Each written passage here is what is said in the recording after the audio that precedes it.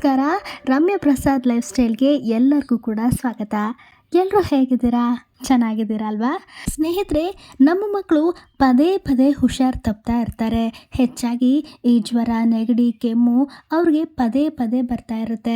ನಾವು ಡಾಕ್ಟರ್ಸ್ಗೂ ತೋರಿಸಿರ್ತೀವಿ. ಸಿರಪ್ಸು, ಆ್ಯಂಟಿಬಯೋಟಿಕ್ಸು ಎಲ್ಲವನ್ನು ಕೂಡ ಡಾಕ್ಟರ್ಸ್ ಕೊಟ್ಟಿರ್ತಾರೆ. ಮಕ್ಕಳು ಹುಷಾರಾಗಿರ್ತಾರೆ.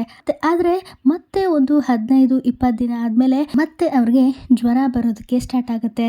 ನೆಗಡಿ, ಕೆಮ್ಮು ಬಂದ್ರಂತೂ ಒಂದು ವಾರ ಆದ್ರೂ ಅದು ಕಮ್ಮಿನೇ ಆಗೋದಿಲ್ಲ. ಈ ರೀತಿ ನಮ್ಮ ಮಕ್ಕಳು ಪದೇ ಪದೇ ಹುಷಾರು ತಪ್ಪೋದಕ್ಕೆ ಕಾರಣ ಏನು ಗೊತ್ತಾ?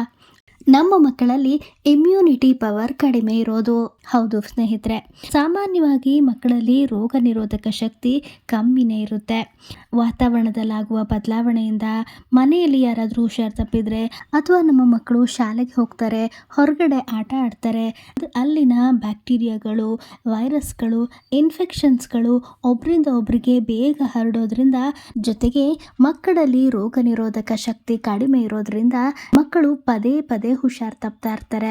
ಹಾಗಾದರೆ ನಮ್ಮ ಮಕ್ಕಳಲ್ಲಿ ರೋಗ ನಿರೋಧಕ ಶಕ್ತಿಯನ್ನು ಹೇಗೆ ಹೆಚ್ಚಿಸೋದು? ಯಾವ ರೀತಿಯ ಆಹಾರಗಳನ್ನು ಕೊಟ್ಟರೆ ನಮ್ಮ ಮಕ್ಕಳ ಇಮ್ಯುನಿಟಿ ಪವರ್ ಹೆಚ್ಚಾಗುತ್ತೆ? ಈ ಎಲ್ಲ ಮಾಹಿತಿಗಳ ಬಗ್ಗೆ ಈ ವಿಡಿಯೋದಲ್ಲಿ ಕಂಪ್ಲೀಟಾಗಿ ಹೇಳ್ತಾ ಇದ್ದೀನಿ. ಸೊ ವಿಡಿಯೋ ತುಂಬ ಇಂಪಾರ್ಟೆಂಟ್ ಇದೆ. ಎಲ್ಲೂ ಸ್ಕಿಪ್ ಮಾಡದೆ ಪೂರ್ತಿಯಾಗಿ ವಿಡಿಯೋನ ನೋಡಿ. ಯಾರಾದರೂ ಸಬ್ಸ್ಕ್ರೈಬ್ ಮಾಡದೆ ವಿಡಿಯೋಸನ್ನು ನೋಡ್ತಾ ಇದ್ದೀರಾ ಅಂದರೆ ದಯವಿಟ್ಟು ಇವಾಗಲೇ ಚಾನಲ್ಗೆ ಸಬ್ಸ್ಕ್ರೈಬ್ ಮಾಡ್ಕೊಳ್ಳಿ. ಕೆಳಗಡೆ ಸಬ್ಸ್ಕ್ರೈಬ್ ಬಟನ್ ಕಾಣ್ತಾ ಇದೆ, ಅದನ್ನು ಪ್ರೆಸ್ ಮಾಡಿ.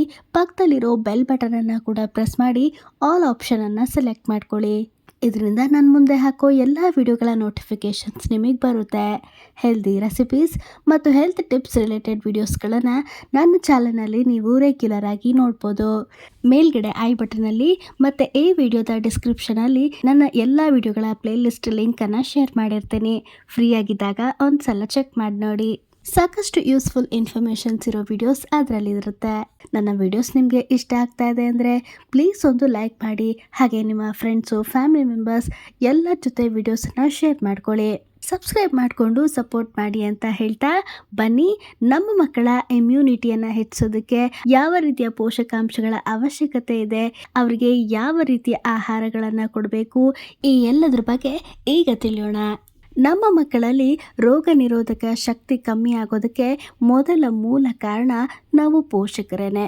ಹೌದು ಸ್ನೇಹಿತರೆ, ನಮ್ಮ ಮಕ್ಕಳು ಅಳ್ತಾರೆ, ಹಠ ಮಾಡ್ತಾರೆ ಅಂತ ಅವರಿಗೆ ಹೆಚ್ಚಾಗಿ ಸಿಹಿ ತಿಂಡಿಗಳನ್ನು ತಿನ್ನಿಸೋದು, ಚಾಕ್ಲೇಟ್ಸು, ಐಸ್ ಕ್ರೀಮ್ಸು, ಬಿಸ್ಕೆಟ್ಸು, ಈ ರೀತಿ ಬೇರೆ ಬೇರೆ ರೀತಿಯ ಬೇಕರಿ ಪದಾರ್ಥಗಳು, ಪ್ಯಾಕೆಟೆಡ್ ಫುಡ್ಸ್ಗಳು, ರೆಡಿಮೇಡ್ ಜ್ಯೂಸ್ಗಳು, ಜಂಕ್ ಫುಡ್ಸು, ಇದನ್ನೇ ಹೆಚ್ಚಾಗಿ ನಾವು ಮಕ್ಕಳಿಗೆ ಕೊಡ್ತೀವಿ. ಮೊದಲು ಈ ಅಭ್ಯಾಸವನ್ನು ನಾವು ಪೋಷಕರು ನಿಲ್ಲಿಸಬೇಕು. ನಮ್ಮ ಮಕ್ಕಳ ಆರೋಗ್ಯಕ್ಕಾಗಿ, ಅವರ ಸರ್ವತೋಮುಖ ಬೆಳವಣಿಗೆಗೆ ಪೂರಕವಾದಂಥ ಆಹಾರಗಳನ್ನು ಅವರಿಗೆ ಕೊಡೋದು ತಂದೆ ತಾಯಿಗಳಾದ ನಮ್ಮ ಕರ್ತವ್ಯ ಅಲ್ವಾ? ಹಾಗಾಗಿ ಮಕ್ಕಳಿಗೆ ಅವಶ್ಯಕವಿರುವ ಪ್ರೋಟೀನ್, ವಿಟಮಿನ್ಸ್, ಮಿನರಲ್ಸ್ಗಳು ಹೆಚ್ಚಾಗಿರುವಂಥ ಆಹಾರ ಪದಾರ್ಥಗಳನ್ನು ಕೊಡುವ ರೂಢಿಯನ್ನು ಮೊದಲು ನಾವು ಪೋಷಕರು ಮಾಡಿಕೊಳ್ಬೇಕು. ಹಾಗಿದ್ರೆ ಯಾವ ರೀತಿಯ ಆಹಾರವನ್ನು ಕೊಡಬೇಕು? ಮಕ್ಕಳ ಇಮ್ಯುನಿಟಿಯನ್ನು ಹೆಚ್ಚೋದಕ್ಕೆ ಯಾವ ಯಾವ ಪೋಷಕಾಂಶಗಳ ಅವಶ್ಯಕತೆ ಇದೆ, ಯಾವ ಆಹಾರದಲ್ಲಿ ಆ ಪೋಷಕಾಂಶಗಳೆಲ್ಲ ಸಿಗುತ್ತೆ, ಈ ಎಲ್ಲದ್ರ ಬಗ್ಗೆ ಈಗ ತಿಳಿಯೋಣ ಬನ್ನಿ. ಮಕ್ಕಳಿಗೆ ಅಗತ್ಯವಿರುವ ಪೋಷಕಾಂಶಗಳ ಲಿಸ್ಟಲ್ಲಿ ಮೊದಲನೇ ಸ್ಥಾನ ಪಡೆಯೋದು ವಿಟಮಿನ್ ಡಿ. ಹೌದು ಸ್ನೇಹಿತರೆ, ವಿಟಮಿನ್ ಡಿ ನಮ್ಮ ಮಕ್ಕಳಲ್ಲಿ ರೋಗ ನಿರೋಧಕ ಶಕ್ತಿಯನ್ನು ಹೆಚ್ಚಿಸುತ್ತೆ. ಜೊತೆಗೆ ಮಕ್ಕಳ ಮೂಳೆ ಮತ್ತು ಮಾಂಸಖಂಡವನ್ನು ಗಟ್ಟಿಗೊಳಿಸುತ್ತೆ. ಬೆಳೆಯುತ್ತಿರುವ ಮಕ್ಕಳಿಗೆ ವಿಟಮಿನ್ ಡಿ ತುಂಬಾ ಅವಶ್ಯಕ. ಹಾಗಿದ್ರೆ ಈ ವಿಟಮಿನ್ ಡಿ ನಮಗೆ ಯಾವ್ಯಾವ ರೀತಿ ಸಿಗುತ್ತೆ? ನಿಮಗೆಲ್ಲ ಗೊತ್ತೇ ಇದೆ. ನೈಸರ್ಗಿಕವಾಗಿ ಈ ವಿಟಮಿನ್ ಡಿ ಸೂರ್ಯನ ಬೆಳಕಿನಿಂದ ನಮಗೆ ಸಿಗುತ್ತೆ. ಹೌದು, ಬೆಳಗಿನ ಜಾವ ಮಕ್ಕಳನ್ನು ಸ್ವಲ್ಪ ಬೇಗ ಏಳಿಸುವ ಅಭ್ಯಾಸ ಮಾಡಿಕೊಳ್ಬೇಕು. ಮಕ್ಕಳನ್ನು ಬೆಳಗಿನ ಜಾವ ಒಂದು 5-10 ನಿಮಿಷವಾದರೂ ಸೂರ್ಯನ ಕಿರಣಗಳು ಮಕ್ಕಳ ಮೈಗೆ ಬೀಳುವಂತೆ ನೋಡ್ಕೊಳ್ಬೇಕು. ಮಕ್ಕಳನ್ನು ಆ ಸಮಯದಲ್ಲಿ ಸ್ವಲ್ಪ ಹೊರಗಡೆ ಕರ್ಕೊಂಬರೋದು, ಅವ್ರನ್ನ ಓಡಾಡಿಸುವಂಥದ್ದು, ಆಟ ಆಡಿಸುವಂಥದ್ದು ಅಥವಾ ತಿಂಡಿ ತಿನ್ನಿಸುವಂಥದ್ದು, ಈ ರೀತಿಯಾದ ಕೆಲಸಗಳನ್ನು ಬೆಳಗಿನ ಜಾವ ಮಾಡಬೇಕು. ಇದರಿಂದ ನ್ಯಾಚುರಲ್ ಆಗಿ ವಿಟಮಿನ್ ಡಿ ಮಕ್ಕಳಿಗೆ ಸಿಗುತ್ತೆ. ಅದು ಬಿಟ್ಟರೆ ಕೆಲವೊಂದು ಆಹಾರ ಪದಾರ್ಥಗಳಲ್ಲಿ ಅಂದರೆ ಈ ಮೊಟ್ಟೆಯಲ್ಲಿ, ನಟ್ಸಲ್ಲಿ, ಡ್ರೈ ಫ್ರೂಟ್ಸಲ್ಲಿ, ಹಾಲು, ಮೊಸರು ಇವುಗಳಲ್ಲೂ ಕೂಡ ಸ್ವಲ್ಪ ಪ್ರಮಾಣದಲ್ಲಿ ವಿಟಮಿನ್ ಡಿ ನಮಗೆ ಸಿಗುತ್ತೆ. ಹಾಗಾಗಿ ಈ ಆಹಾರಗಳನ್ನು ಮಕ್ಕಳಿಗೆ ರೆಗ್ಯುಲರ್ ಆಗಿ ಕೊಡಬೇಕು. ಇವುಗಳಿಂದ ಮಕ್ಕಳ ಮೂಳೆಗಳು ಬಲಶಾಲಿಯಾಗುತ್ತೆ, ಕ್ಯಾಲ್ಶಿಯಂ ಅಂಶ ಮಗುವಿಗೆ ಸಿಗುತ್ತೆ, ಮಾಂಸಖಂಡಗಳು, ಹಲ್ಲು ಎಲ್ಲವೂ ಕೂಡ ಬಲವಾಗುತ್ತೆ. ಜೊತೆಗೆ ರೋಗ ನಿರೋಧಕ ಶಕ್ತಿ ಕೂಡ ಹೆಚ್ಚಾಗುತ್ತೆ. ಆದ್ದರಿಂದ ನಮ್ಮ ಮಕ್ಕಳಿಗೆ ವಿಟಮಿನ್ ಡಿ ಸಫಿಷಿಯೆಂಟ್ ಆಗಿ ಸಿಗೋ ರೀತಿ ನಾವು ನೋಡ್ಕೊಳ್ಬೇಕು. ಇನ್ನು ನಾವು ನಮ್ಮ ಮಕ್ಕಳ ಇಮ್ಯುನಿಟಿಗಾಗಿ ಅಗತ್ಯವಾಗಿ ಪೂರೈಸಬೇಕಾದಂಥ ಮತ್ತೊಂದು ಪೋಷಕಾಂಶ ಅಂದರೆ ವಿಟಮಿನ್ ಸಿ. ಹೌದು, ವಿಟಮಿನ್ ಸಿ ಕೂಡ ಮಕ್ಕಳ ಆರೋಗ್ಯಕ್ಕೆ ತುಂಬಾ ಅವಶ್ಯಕವಾದಂಥದ್ದು. ಹೆಚ್ಚಾಗಿ ಹಣ್ಣುಗಳಲ್ಲಿ ವಿಟಮಿನ್ ಸಿ ನಮಗೆ ದೊರೆಯುತ್ತೆ. ಕಿತ್ತಳೆ ಹಣ್ಣು, ನೆಲ್ಲಿಕಾಯಿ, ನಿಂಬೆಹಣ್ಣು, ಮೂಸಂಬಿ ಹಣ್ಣು, ಸೀಬೆಕಾಯಿ, ಸ್ಟ್ರಾಬೆರಿ ಈ ರೀತಿ ಆಯಾ ಸೀಸನ್ಗೆ ತಕ್ಕಂತೆ ಮಾರ್ಕೆಟ್ನಲ್ಲಿ ಸಿಗುವಂಥ ಹಣ್ಣುಗಳನ್ನು ಅಥವಾ ನ್ಯಾಚುರಲ್ ಆಗಿ ಬೆಳೆದಂಥ ಹಣ್ಣುಗಳನ್ನು ಮಕ್ಕಳಿಗೆ ಸಾಧ್ಯವಾದಷ್ಟು ಕೊಡೋ ಪ್ರಯತ್ನ ಮಾಡಿ. ಇದರಿಂದ ಮಕ್ಕಳಿಗೆ ವಿಟಮಿನ್ ಸಿ ಹೇರಳವಾಗಿ ದೊರೆಯುತ್ತೆ. ಬರೀ ಹಣ್ಣುಗಳು ಮಾತ್ರವಲ್ಲ, ತರಕಾರಿಗಳನ್ನು ಕೂಡ ಕೊಡಬೇಕು. ತರಕಾರಿಗಳು, ಹಸಿರು ಸೊಪ್ಪು ಇವುಗಳನ್ನು ಕೂಡ ಮಕ್ಕಳು ತಿನ್ನುವಂಥ ಆಹಾರದಲ್ಲಿ ನಾವು ಇನ್ಕ್ಲೂಡ್ ಮಾಡಲೇಬೇಕು. ಮಕ್ಕಳು ಸಾಮಾನ್ಯವಾಗಿ ಹಣ್ಣನ್ನಾಗಲಿ ತರಕಾರಿನಾಗಲಿ ಡೈರೆಕ್ಟಾಗಿ ಕೊಟ್ಟು ತಿನ್ನುವಂತಂದರೆ ಮಕ್ಕಳು ಖಂಡಿತ ತಿನ್ನೋದಿಲ್ಲ. ಮಕ್ಕಳ ಕಣ್ಣಿಗೆ ಅಟ್ರಾಕ್ಟಿವ್ ಆಗೋ ರೀತಿ, ಕಲರ್ಫುಲ್ ಆಗಿರೋ ರೀತಿ ಹಣ್ಣು ತರಕಾರಿಗಳನ್ನು ಬಳಸ್ಕೊಂಡು ಮಕ್ಕಳಿಗೆ ಇಷ್ಟ ಆಗೋ ರೀತಿ ಸಲಾಡ್ಗಳಾಗಿರ್ಬೋದು, ಜ್ಯೂಸ್ ಆಗಿರ್ಬೋದು, ಯಾವುದಾದ್ರೂ ಸ್ನ್ಯಾಕ್ಸ್ಗಳ ರೀತಿ ಮಕ್ಕಳಿಗೆ ನಾವೇ ವಿಶೇಷವಾಗಿ ಮಾಡಿ ಕೊಡಬೇಕು. ಪ್ರತಿದಿನ ಈ ರೀತಿ ವಿಶೇಷವಾಗಿ ಮಾಡೋದಕ್ಕೆ ಸಮಯ ಸಾಲದೇ ಇದ್ರೂ ವಾರದಲ್ಲಿ 1-2-3 ದಿನವಾದರೂ ಮಕ್ಕಳಿಗೆ ಇಷ್ಟ ಆಗುವಂಥ ವಿಶೇಷವಾದಂಥ ಖಾದ್ಯಗಳನ್ನು ಮಾಡಿಕೊಡಿ. ಇನ್ನು ಮಕ್ಕಳ ರೋಗ ನಿರೋಧಕ ಶಕ್ತಿ ಹೆಚ್ಚೋದಕ್ಕೆ ಅವಶ್ಯಕವಿರುವ ಮತ್ತೊಂದು ಪೋಷಕಾಂಶ ಅಂದರೆ ಅದು ಒಮೆಗಾ 3 ಫ್ಯಾಟಿ ಆ್ಯಸಿಡ್. ಹೌದು, ಒಮೆಗಾ 3 ಫ್ಯಾಟಿ ಆ್ಯಸಿಡ್ ನಮ್ಮ ದೇಹಕ್ಕೆ ಅತ್ಯಂತ ಅವಶ್ಯಕವಾದಂಥದ್ದು. ಮಾಂಸಾಹಾರದಲ್ಲಿ ಎಸ್ಪೆಷಲಿ ಮೀನುಗಳಲ್ಲಿ ಈ ಭೂತಾಯಿ, ಬಾಂಗ್ಡ ಮುಂತಾದ ಮೀನುಗಳಲ್ಲಿ ಹೆಚ್ಚಾಗಿ ಒಮೆಗಾ 3 ಫ್ಯಾಟಿ ಆ್ಯಸಿಡ್ ಸಿಗುತ್ತೆ. ಅಲ್ಲದೆ ಹಾಲು, ಮೊಸರು, ನಟ್ಸ್ಗಳು, ಬಸಳೆ ಸೊಪ್ಪುಗಳಲ್ಲೂ ಕೂಡ ಸ್ವಲ್ಪ ಪ್ರಮಾಣದಲ್ಲಿ ಒಮೆಗಾ 3 ಫ್ಯಾಟಿ ಆ್ಯಸಿಡ್ ಸಿಗುತ್ತೆ. ಅಗಸೆ ಬೀಜದಲ್ಲಿಯೂ ಒಮೆಗಾ 3 ಫ್ಯಾಟಿ ಆ್ಯಸಿಡ್ ಹೇರಳವಾಗಿ ಸಿಗುತ್ತೆ. ಅಗಸೆ ಬೀಜದ ಬಗ್ಗೆ, ಅಗಸೆ ಬೀಜದಲ್ಲಿನ ಆರೋಗ್ಯ ಲಾಭಗಳು ಮತ್ತು ಅವುಗಳನ್ನು ಯಾವ ರೀತಿಯಾಗಿ ಬಳಸಬೇಕು ಈ ಎಲ್ಲದರ ಬಗ್ಗೆ ಕೂಡ ಪ್ರೀವಿಯಸ್ ವಿಡಿಯೋ ಒಂದರಲ್ಲಿ ಡೀಟೇಲ್ ಆಗಿ ಹೇಳಿದ್ದೀನಿ. ಮೇಲ್ಗಡೆ ಐ ಬಟನಲ್ಲಿ ಆ ವಿಡಿಯೋ ಲಿಂಕನ್ನು ಶೇರ್ ಮಾಡಿರ್ತೀನಿ. ಯಾರು ಕೂಡ ಮಿಸ್ ಮಾಡದೆ ಆ ವಿಡಿಯೋ ಕೂಡ ಒಂದ್ಸಲ ನೋಡಿ. ತುಂಬಾ ಇನ್ಫಾರ್ಮೇಟಿವ್ ಆಗಿದೆ. ಈ ಭೂತಾಯಿ, ಬಾಂಗ್ಡಾ ಮೀನುಗಳಿಂದ ಫಿಶ್ ರೆಸಿಪಿಗಳನ್ನು ಕೂಡ ನಾನು ನನ್ನ ಚಾನಲ್ನಲ್ಲಿ ಮಾಡಿದ್ದೀನಿ. ಅವುಗಳ ಲಿಂಕನ್ನು ಕೂಡ ಶೇರ್ ಮಾಡಿರ್ತೀನಿ, ಮಿಸ್ ಮಾಡದೆ ನೋಡಿ. ಈ ರೀತಿ ಮಕ್ಕಳಿಗೆ ಪ್ರತಿನಿತ್ಯ ಒಳ್ಳೆ ಫ್ಯಾಟನ್ನು ಕೊಡಬೇಕು. ಅಂದರೆ ಈ ನಟ್ಸ್ಗಳಲ್ಲಿ, ಡ್ರೈ ಫ್ರೂಟ್ಸ್ಗಳಲ್ಲಿ, ಹಾಲು, ಮೊಸರುಗಳಲ್ಲಿ ಒಳ್ಳೆಯ ಫ್ಯಾಟ್ ನಮ್ಮ ಮಕ್ಕಳಿಗೆ ಸಿಗುತ್ತೆ. ಇದರಿಂದ ನಮ್ಮ ಮಕ್ಕಳ ಬ್ರೈನ್ ಡೆವಲಪ್ಮೆಂಟ್ ಚೆನ್ನಾಗಾಗುತ್ತೆ, ಮೆಮೊರಿ ಪವರ್ ಇಂಪ್ರೂವ್ ಆಗುತ್ತೆ, ಮಕ್ಕಳ ಎಲ್ಲ ಆರ್ಗನ್ಸ್ಗಳು ಸ್ಟ್ರಾಂಗ್ ಆಗುತ್ತೆ, ಹಾಗೆ ಇಮ್ಯುನಿಟಿ ಕೂಡ ಬಿಲ್ಡ್ ಆಗುತ್ತೆ. ನಮ್ಮ ಮಕ್ಕಳು ತಿನ್ನುವಂಥ ಆಹಾರದಲ್ಲಿ ಇರಲೇಬೇಕಾದಂಥ ಮತ್ತೊಂದು ಅಂಶ ಅಂದರೆ ಅದು ಪ್ರೋಟೀನ್. ಹೌದು, ಈಗಿನ ಮಕ್ಕಳಲ್ಲಿ ಪ್ರೋಟೀನ್ ಡಿಫಿಷಿಯನ್ಸಿ ತುಂಬ ಹೆಚ್ಚಾಗ್ತಾ ಇದೆ. ಯಾಕಂದರೆ ಬೆಳಗ್ಗೆ ಆಯಿತು ಅಂದರೆ ಅವರು ಬರೀ ಅನ್ನ, ಸಾರು, ಇಡ್ಲಿ, ಚಿತ್ರಾನ್ನ, ದೋಸೆ, ಪೂರಿ, ಚಪಾತಿ ಬರೀ ಇವುಗಳನ್ನೇ ತಿಂತಾರೆ. ಇವುಗಳಲ್ಲಿ ಹೆಚ್ಚಾಗಿ ಬರೀ ಕಾರ್ಬೋಹೈಡ್ರೇಟ್ಸ್ ತುಂಬಿರುತ್ತೆ ವಿನಃ ಪ್ರೋಟೀನ್ ಅಂಶ ತುಂಬಾ ಕಡಿಮೆ ಇರುತ್ತೆ. ಮಕ್ಕಳು ತಿನ್ನೋ ಆಹಾರದಲ್ಲಿ ಪ್ರೋಟೀನ್ ಅಂಶ ಇದೆಯಾ ಅಂತ ಗಮನಿಸಬೇಕಾಗತ್ತೆ.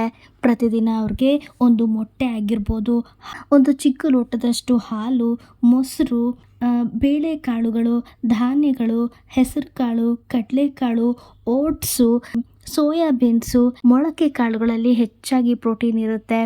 ಈ ರೀತಿ ಧಾನ್ಯಗಳನ್ನು ಹೆಚ್ಚಾಗಿ ಬಳಸಬೇಕು. ಇವುಗಳಲ್ಲಿ ಪ್ರೋಟೀನ್ ಅಂಶ ಹೆಚ್ಚಾಗಿರುತ್ತೆ.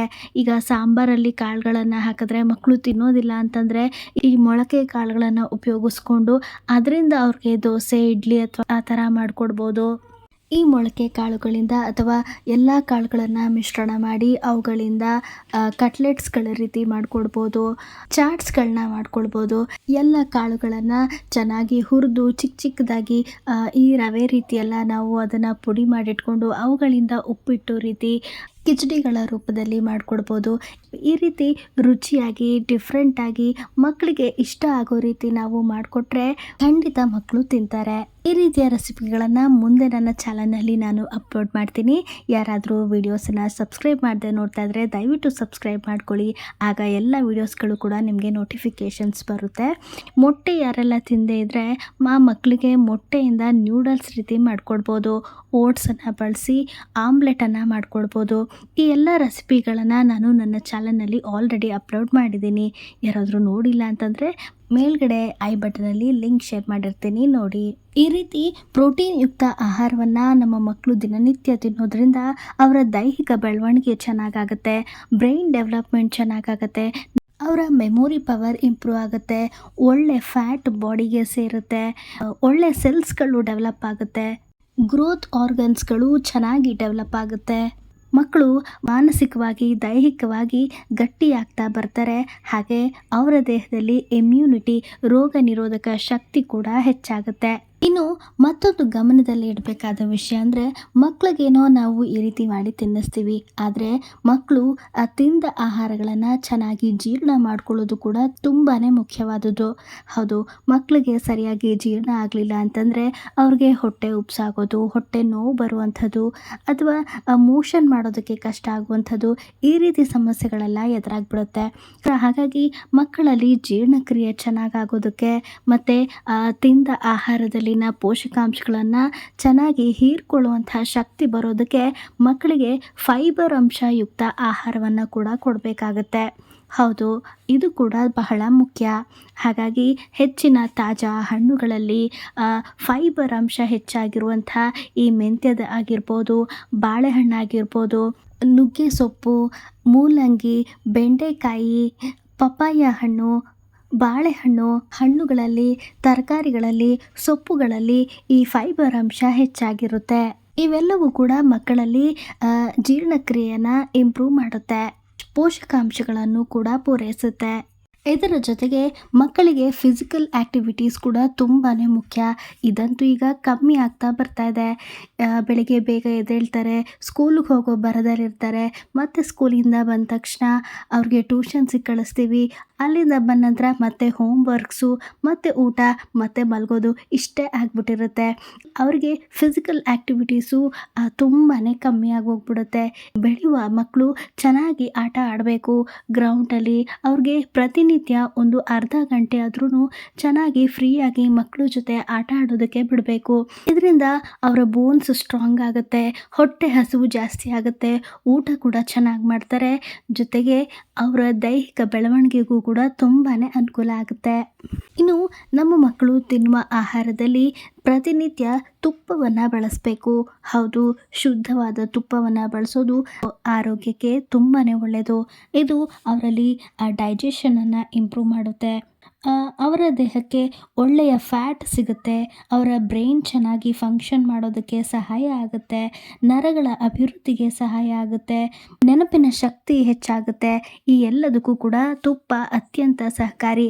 ತುಪ್ಪ ಒಂದು ಹೆಲ್ದಿ ಫ್ಯಾಟ್ ಆಗಿದ್ದು ಮಕ್ಕಳ ದೈಹಿಕ ಬೆಳವಣಿಗೆಗೆ, ಮೆದುಳಿನ ಬೆಳವಣಿಗೆಗೆ ತುಂಬಾ ಸಹಕಾರಿಯಾಗಿದೆ. ಹಾಗಾಗಿ ಪ್ರತಿನಿತ್ಯ ನಮ್ಮ ಮಕ್ಕಳ ಊಟದಲ್ಲಿ 1 ಸ್ಪೂನು ತುಪ್ಪವನ್ನು ಬಳಸೋದು ಅತ್ಯಂತ ಅವಶ್ಯಕ. ಇನ್ನು ನಾವು ಬಹುಮುಖ್ಯವಾಗಿ ಗಮನಿಸಬೇಕಾದಂಥ ಮತ್ತೊಂದು ಅಂಶ ಅಂದರೆ, ನಮ್ಮ ಮಕ್ಕಳು ನೀರನ್ನು ಎಷ್ಟು ಕುಡಿತಾ ಇದ್ದಾರೆ ಅಂತ. ಹೌದು ಸ್ನೇಹಿತರೆ, ಮಕ್ಕಳು ನೀರನ್ನು ಕುಡಿಯೋದು ತುಂಬಾ ಅವಶ್ಯಕ. ಈಗಿನ ಮಕ್ಕಳು ನೀರನ್ನು ಕಮ್ಮಿ ಕುಡಿತಾರೆ. ನೀವೆಲ್ಲ ಗಮನಿಸಿರ್ಬೋದು, ಸ್ಕೂಲ್ ಬ್ಯಾಗ್ ಜೊತೆ ವಾಟರ್ ಕ್ಯಾನಲ್ಲಿ ನಾವು ನೀರನ್ನು ಹಾಕೊಟ್ರೆ ಸಂಜೆ ಬರುವಾಗ ಅರ್ಧಕ್ಕರ್ಧ ನೀರು ಅಲ್ಲೇ ಇರುತ್ತೆ, ಹೌದಲ್ವಾ? ಹಾಗಾಗಿ ನೀರನ್ನು ಚೆನ್ನಾಗಿ ಕುಡಿಸ್ಬೇಕು. ಬೆಳಗ್ಗೆ ಎದ್ದ ತಕ್ಷಣ ನೀರು ಕುಡಿಸ್ಬೇಕು. ಊಟ ತಿಂಡಿ ಆದ ನಂತರ ಕಂಪಲ್ಸರಿಯಾಗಿ ನೀರನ್ನು ಚೆನ್ನಾಗಿ ಕುಡಿಸ್ಬೇಕು. ಇದರಿಂದ ಅವರಲ್ಲಿ ಅಜೀರ್ಣ, ಹೊಟ್ಟೆ ನೋವು ಅಥವಾ ಹೊಟ್ಟೆ ಉಬ್ಬರ, ಈ ರೀತಿ ಹೊಟ್ಟೆ ಸಂಬಂಧಿತ ಸಮಸ್ಯೆಗಳು ಕೂಡ ಬರೋದು ಕಡಿಮೆ ಆಗುತ್ತೆ.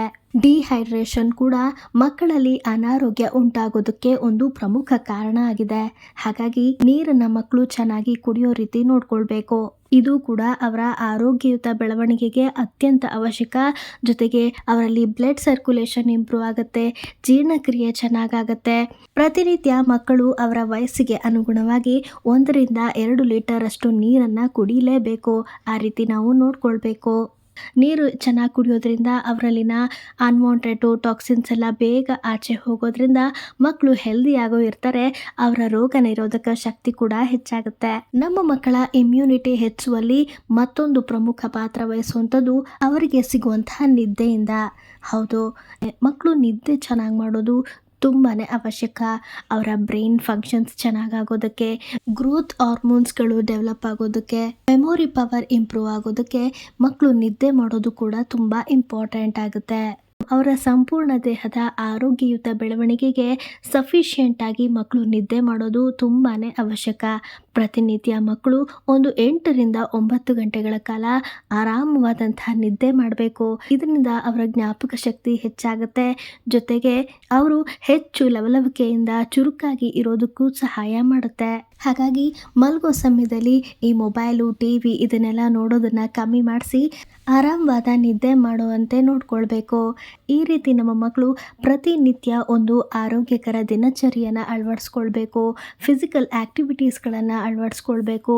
ಜೊತೆಗೆ ಅವರು ತಿನ್ನುವಂಥ ಆಹಾರದಲ್ಲಿ ಎಲ್ಲ ರೀತಿಯ ವಿಟಮಿನ್ಸ್ಗಳು, ಮಿನರಲ್ಸ್ಗಳು, ಪ್ರೋಟೀನು, ಫ್ಯಾಟು ಈ ರೀತಿ ಒಂದು ಹೆಲ್ದಿ ಆದಂಥ ಫುಡ್ ಸ್ಟೈಲು ಮತ್ತು ಹೆಲ್ದಿ ಆದಂಥ ಡೈಲಿ ರುಟೀನನ್ನು ಅವರು ಅಳವಡಿಸ್ಕೊಂಡ್ರೆ ದೈಹಿಕವಾಗಿ, ಮಾನಸಿಕವಾಗಿ, ಭೌತಿಕವಾಗಿ ಕೂಡ ಅವರ ಬೆಳವಣಿಗೆ ಆರೋಗ್ಯಯುತವಾಗಿ ಸಾಗುತ್ತೆ.